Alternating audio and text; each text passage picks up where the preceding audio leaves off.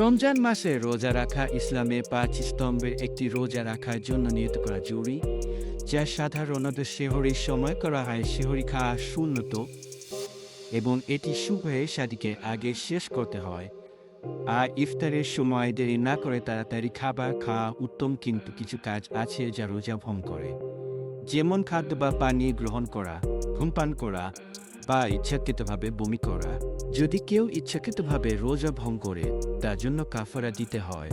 ৬০ দিন রোজা রাখা অথবা ৬০ জন মিসকিনকে খাওয়ানো বার্ধক্য, অসুস্থতা কারণে রোজা রাখতে না পারলে ফিদিয়া দিতে হয়, যা একজন মিসকিনকে খাওয়ানোর সমান। রমজান মাসে ইবাদতের সওয়াব বহু গুণে বৃদ্ধি পায়। তাই বেশি বেশি নফল ইবাদত, কুরআন তিলাওয়াত, দোয়া ও দান সদকা করা উচিত।